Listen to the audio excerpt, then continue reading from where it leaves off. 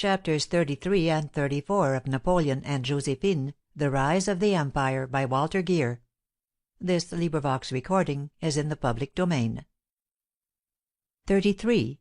1813 to 1814. The Fall of the Empire. Josephine reached Malmaison on her return from Switzerland the 25th of October, the day after the Mallet affair. She wrote Eugène that the consternation had been general, but had not lasted long. At the end of several hours everything was as calm as before. The whole plot turned upon the false report of the death of the Emperor. Armed with forged papers, and supported only by 2 battalions of the Paris garrison, this madman succeeded in gaining possession of the post office and the treasury, and imprisoning Savary the minister, and Pasquier the prefect of police. He was finally arrested, condemned by a military court, and executed. The Mallet plot for the first time clearly revealed to the public the instability of the Empire, which was founded only on the glory and the genius of Napoleon. In this moment of crisis, when the conspirators shouted, "The Emperor is dead!" not a voice was raised to cry, "L'Empereur est mort! Vive l'Empereur!" When the news reached Napoleon, he said, "While the Empress was there, the King of Rome, my ministers, and all the great bodies of the State, is then man everything here? The institutions, the oaths, nothing?" Yes, a man was everything, and nothing else counted. Josephine has often been accused at this crisis in the career of the Emperor of being interested only in her own selfish affairs, but her letters tell another story.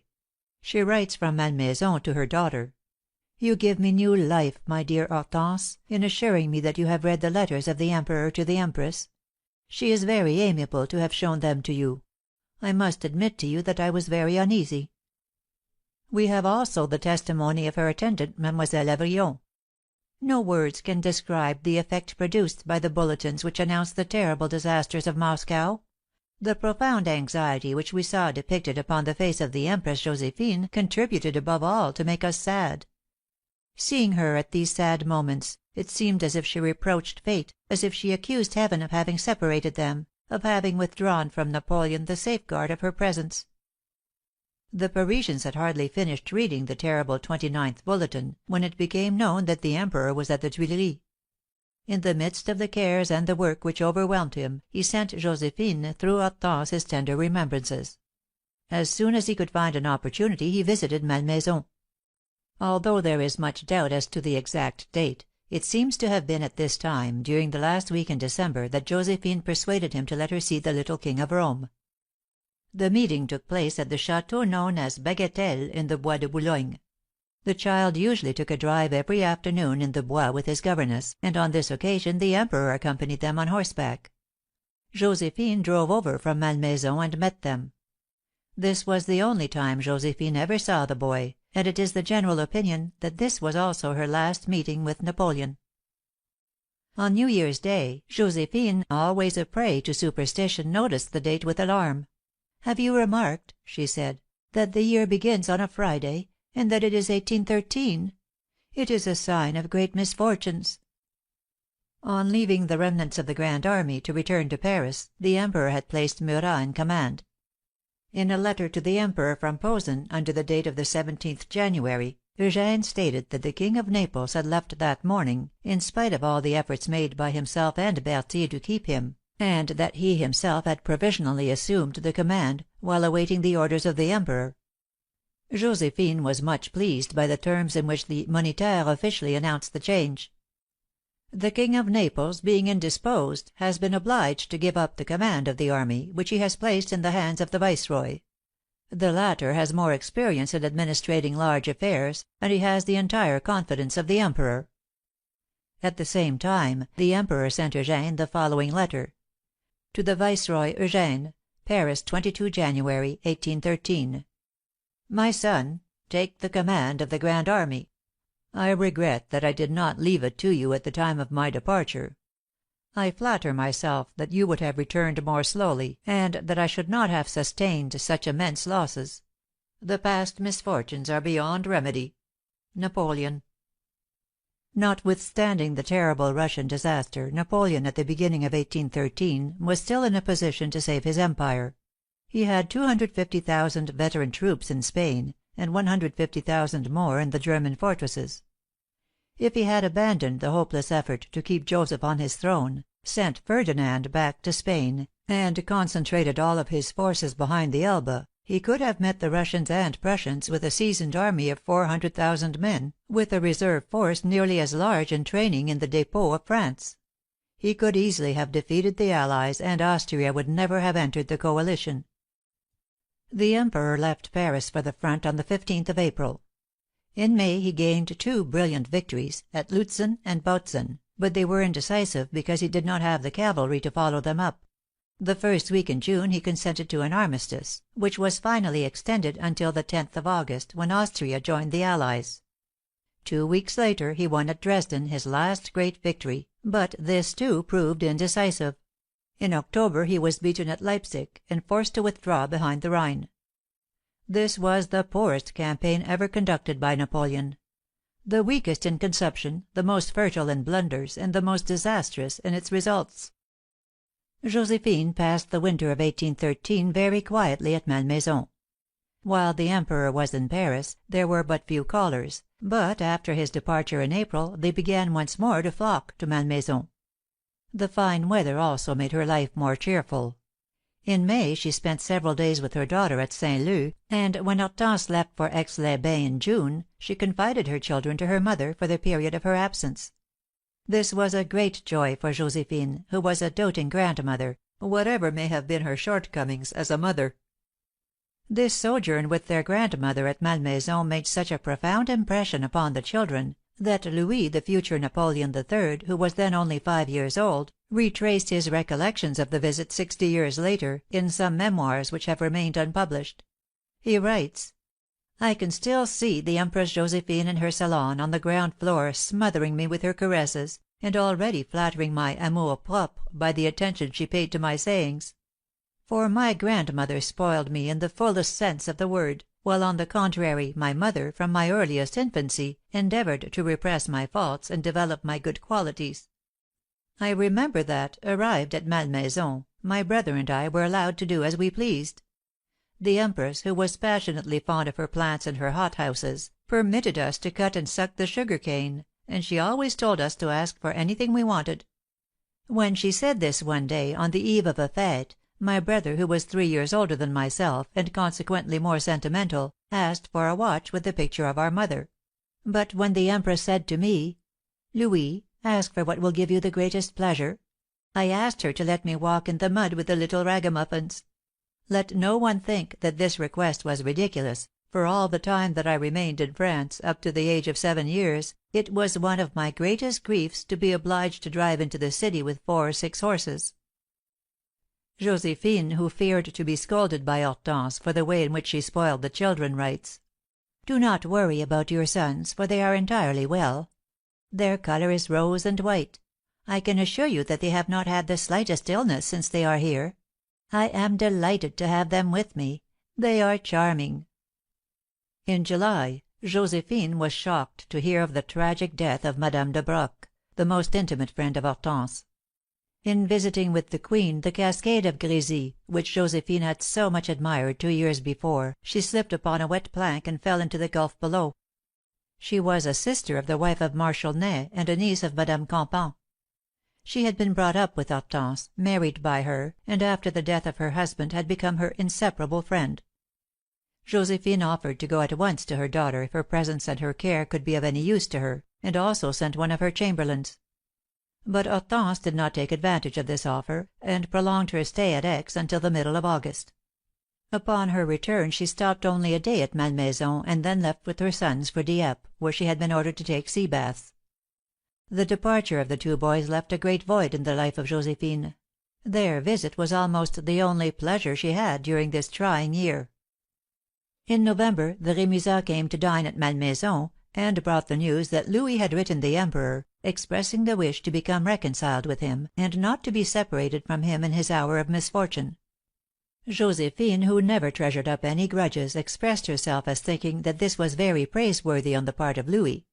She only feared for her daughter new torments. But Hortense reassured her on this point. She wrote: "I am not at all uneasy. My husband is a good Frenchman. He proves it by returning to France at a moment when all Europe declares against her. He is a worthy man, and if our characters are not sympathetic, it is because we have faults which cannot be reconciled." At this moment Eugène also gave proofs of devotion which contrasted strongly with the treachery of Murat and Bernadotte, who were so closely connected by marriage with the Bonapartes, and this served also to increase the maternal pride of Josephine. The middle of October, Eugène received a letter from his father in law, the King of Bavaria, announcing his adhesion to the coalition, and suggesting an armistice with the army of Italy. Eugène declined this overture, and in his reply expressed his entire devotion to the Emperor. Augusta at the same time wrote her father in a similar vein, and in a letter to the Emperor stated that nothing in the world would ever cause her or her husband to forget their duty to him. A month later an aide de camp of the King of Bavaria asked for an interview with the Viceroy, and presented a letter containing a new offer to assure the future of his family. Once more Eugène refused, saying, "It is useless to deny that the star of the Emperor is beginning to pale, but it is all the greater reason for those who have received benefits from him to remain faithful." This attitude of Eugène, plainly approved by his wife, could not but fill Josephine and Hortense with pride. "Nothing which is good, noble, and grand can astonish us on the part of our excellent Eugène," Augusta wrote to her "good mother," "but since yesterday I am still more happy and proud to be the wife of such a man. And to allow you to share my joy I hasten to send you a copy of a letter he wrote me, after having refused a crown they offered him, if he consented to be an ingrat and a coward, in fine, to betray the Emperor like the King of Naples." Notwithstanding this fine attitude on the part of Eugène, the Emperor appears to have conceived some doubts of his entire fidelity, which perhaps was natural in the midst of so many examples of treason and ingratitude. Upon no other basis can we explain the letter he wrote to Joseph from Nogent on the 8th of February, 1814. "My brother, have this letter delivered personally to the Empress Josephine. I have written her in order that she may write to Eugène." Upon receipt of this letter, of which the text has been lost, Josephine wrote her son: "To the Viceroy Eugène, Malmaison, 9 February, 1814. "Do not lose an instant, my dear Eugène. No matter what the obstacles, redouble your efforts to fulfil the order which the Emperor has given you. He has just written me on this subject. His intention is that you should retire upon the Alps, leaving in Mantua and the strong places of Italy only the Italian troops. His letter ends with these words: 'France above all, France needs all of her children.' Come, then, my dear son, make haste. Never will your zeal have better served the Emperor. I can assure you that every moment is precious. I know that your wife was arranging to leave Milan. Tell me if I can be of service to her. Adieu, my dear Eugène. I have only the time to embrace you, and to repeat to you to come very quickly. Josephine." At that critical time it took the fastest courier a week to go from Paris to Milan, and it was not until the 18th February that Eugène received at Volta this letter from his mother. He seems, quite naturally, to have resented this new method of the Emperor in transmitting orders to one of his lieutenants through his mother, instead of by the Minister of War or the Chief of Staff. The tone, almost of supplication, used by Josephine, seemed to imply that the Emperor doubted his fidelity. There followed a long correspondence between the Viceroy and the Emperor, for which we have no space here. It is all set forth at length in the Mémoires of Eugène, to which the reader is referred. Eugène attempts, but with poor success, to justify his adhesion to what he considered to be the letter, if not the spirit, of the Emperor's orders. In the meantime the Allies were steadily drawing near to Paris, which was a hotbed of treason. Even at Malmaison, although she knew it not, Josephine was surrounded by spies and traitors in her own household.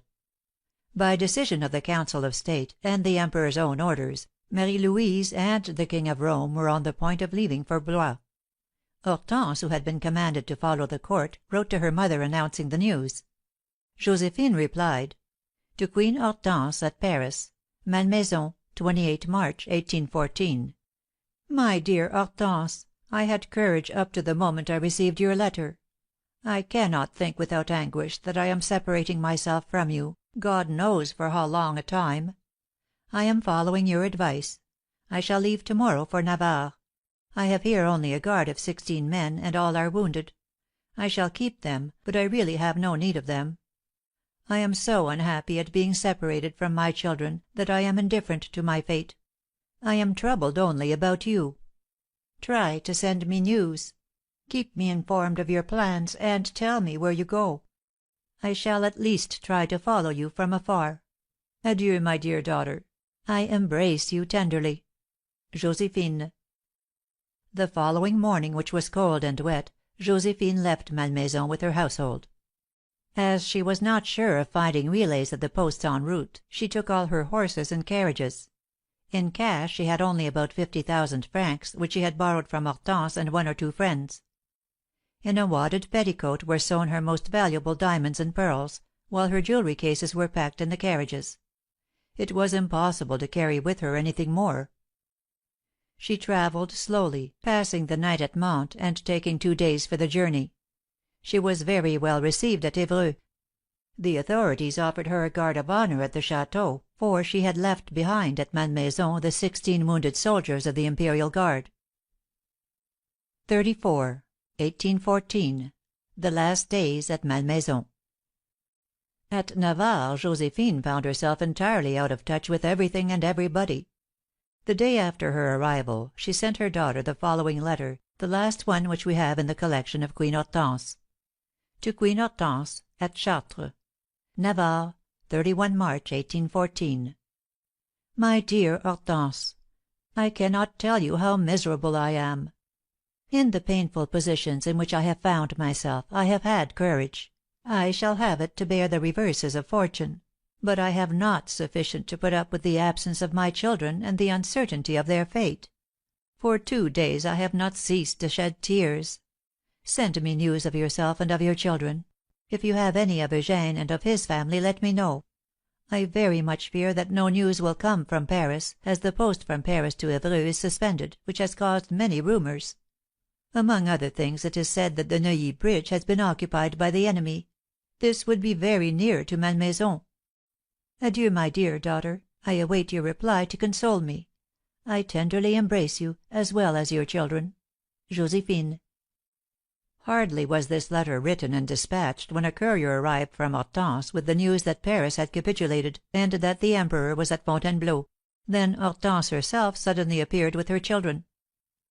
After much hesitation as to whether to leave Paris or to remain, at 9 o'clock on the night of the 29th of March, under the threat of Louis to take her children, Hortense had decided to set out and rejoin Marie Louise.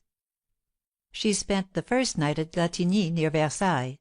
The next morning, at an early hour, she went to the Trianon, and later proceeded to Rambouillet. There she found her brothers-in-law, Joseph and Jérôme, and spent the night. The following morning she received a courier from Louis, bearing a formal order from the Regent to rejoin her at Blois. In this, Hortense saw another instance of her husband's persecutions. She notified Louis, Marie Louise, and the Emperor of her refusal to obey, ordered her carriage, and started for Navarre. At Maintenon she found an escort, and after dark arrived at a château belonging to a member of her household.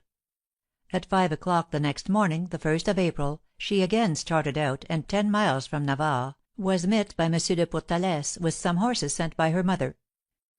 During the night of the 2nd to 3rd April, a representative of the Duc de Bassano arrived as a bearer of definite news from Fontainebleau. He recounted the treason of Marmont, the occupation of Paris, and the despair of the Emperor. The scene related by Mademoiselle Cochelet is entirely imaginary. No one had then heard of any plan to send Napoleon to Elba, and Josephine could hardly have exclaimed, "But for his wife, I would go to join him in his captivity." After this several days passed without further news. On the 7th of April, Josephine wrote to an old friend, the Comtesse Caffarelli, "Our hearts are broken at all that is happening, and particularly at the ingratitude of the French. The papers are full of the most horrible abuse. If you have not read them, do not take the trouble, for they will hurt you." In the meantime, at Fontainebleau, during these days of supreme agony, Napoleon, with an admirable lucidity and an admirable justice, was making what may be termed his political testament, and arranging the future of his entire family. In the treaty signed on the 11th of April by the ministers of the allied powers, by the marshals in the name of the Emperor, and by all the members of the provisional government, this treaty, which was the price of his abdication, the Beauharnais received the greatest consideration. To the princes and princesses of the imperial family was attributed a revenue of 2 millions and a half francs, entirely apart from what property they might possess, either real or personal. Of this sum Louis was allowed 200,000 francs; Madame, Eliza, and Pauline each 300,000; Hortense 400,000; and Joseph and Jérôme each 500,000. The allowance of the Empress Josephine was reduced to 1,000,000 francs, and she too was permitted to retain all of her property. By another article it was provided that Prince Eugène, Viceroy of Italy, should receive a "suitable establishment outside of France." The night of the 12th of April, Napoleon sought by poison the death from which he had escaped on so many fields of battle, but in vain. "God does not wish it," he said, and the following morning he in turn signed the treaty. That same day the Duc de Berry landed at Cherbourg, and en route for Paris he sent one of the gentlemen who accompanied him to Malmaison, to offer to Josephine a guard of honour, and to assure her that he would be charmed to do everything in his power to be agreeable to her, as he had for her as much respect as admiration. But Josephine had already left Navarre for Malmaison. The 16th of April, the Journal des Débats stated: "The mother of Prince Eugène has returned to Malmaison." Josephine was far from being pleased with this form of announcement. Alexander immediately sent one of his attendants to announce his visit for the following day, and promptly at 1:30 o'clock he arrived. It was evident that he had called to see Hortense rather than her mother, but he was full of courtesy and deference for Josephine, and gave her all of her titles. After a long call he left just at the moment that Hortense arrived with her sons. She who was usually so amiable was hardly so with him. She remained cold, very dignified, and made no reply to the offers which the Czar made for herself and her children. As for the Empress Josephine, her goodness, her kindness, her frankness, all charmed him. During the past few weeks Josephine, in her trouble, for once had forgotten to order new gowns, but now her old desire to please and to charm returned with full force, and she commanded a number of summer frocks, in batiste and embroidered muslin, such as she formerly wore in the beaux jours at Malmaison. As Josephine had expected, Alexander soon returned, but she perceived that the visit was for Hortense, who again held herself aloof, and treated him as one should receive the conquerors of her country. This resistance, however, only served to increase the desire of Alexander to win her, and he redoubled his attentions. On the 17th of April, when he received news of the events at Paris, Eugène, who up to that time had held the Austrians in check, signed an agreement for a suspension of hostilities, and took the route for the Alps with the French troops in his army. In a final proclamation, which did not mention the name of the Emperor, he made an appeal which can only be considered as a personal bid for popular support. "A people, good, generous, faithful, has rights upon the remainder of my existence, which for 10 years past I have consecrated to its service. As long as I am permitted to occupy myself with its happiness, which was always the dearest concern of my life, I ask for myself no other future." At the same time Eugène persuaded the Italian troops, under his orders, to send a deputation in his favour to Paris. But during his absence from Milan 3 separate factions had developed: one favourable to Murat, a second purely Italian, and a third, the strongest and richest, for Austria. There was an émeute at the capital, accompanied by pillage, and finally a massacre. When this news reached Mantua the army acclaimed Eugène as King of Italy, and wished to march on Milan; but the Viceroy realized that there was no chance against a capital in revolt and Austria which would send her troops there. "I do not wish," he said, "to impose myself upon a country which does not desire me," adding a civil war with all its accompanying evils. "The country refuses my support; it is enough." On the 23rd of April he signed another convention with the Austrians, in which he surrendered everything, and departed for Munich with his wife and her baby, who was only 9 days old.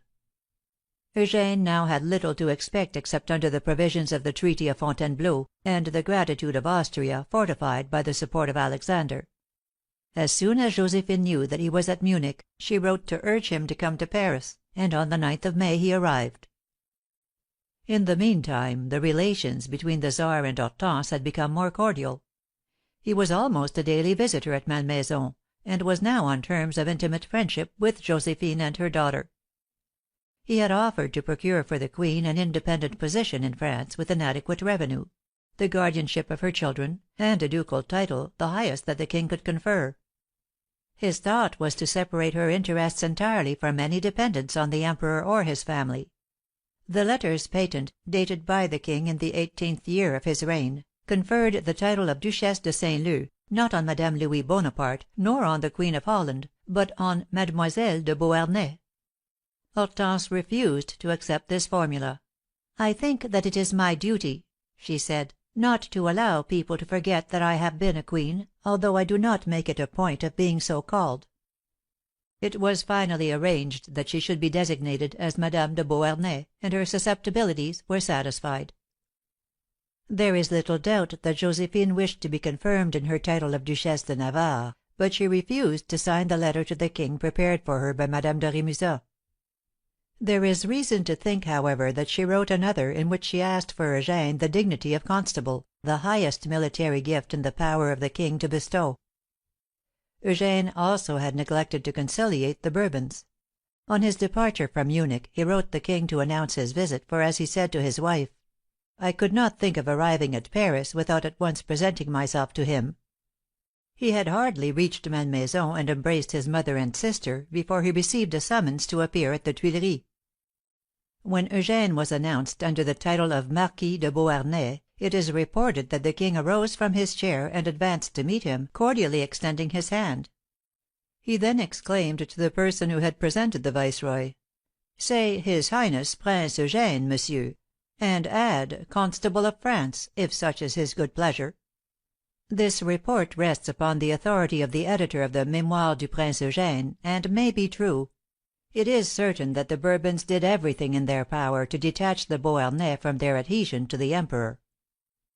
On the 14th of May the Czar came informally to dine with Hortense, who was now settled at Saint Leu. Josephine was present, but there were no strangers except Caulaincourt and the wife of Marshal Ney. During the drive in open carriages through the park, the Czar was very kind and amiable, and expressed himself both to Eugène and Hortense as desirous of doing everything in his power to assure their future. Josephine had come only upon the urgent request of Hortense. She was sad and discouraged. She had but little confidence in the promises of the Czar, and felt that after his departure the Bourbons would do nothing. She realized better than her children how little confidence could be placed in royal promises. When she read 2 days later in the official journal that the Emperor of Russia had gone to Saint Leu to dine with Prince Eugène, his mother and sister, her comments were very bitter. There seemed to be a deliberate intention to deny her the position and rank which had been accorded her. This visit to Saint Leu was the beginning of Josephine's illness, which was to terminate fatally exactly 2 weeks later. She took a severe cold, which she refused to care for, saying that it was nothing. In the evening she descended for dinner, clad in one of her lightest décolleté gowns. After breakfast the following morning she returned to Malmaison. Monday, the 23rd of May, the King of Prussia came to call at Malmaison, and remained for dinner. He was accompanied by his 2 sons, of whom one was later to be known as the Emperor William. The following day Josephine had to receive the Russian Grand Dukes, Nicholas and Michel. These official receptions, these visits of ceremony, fatigued her terribly. In the evening she came to dinner as usual. Later there was a dance, and she opened the ball with the Czar. Then they went into the park, where they promenaded for a long time, and she took more cold. Wednesday, the 25th of May, a small eruption appeared all over her body, but principally upon her arms and chest. Eugène and Hortense, who were themselves both suffering from colds, were vaguely disturbed, but far from anticipating a fatal result.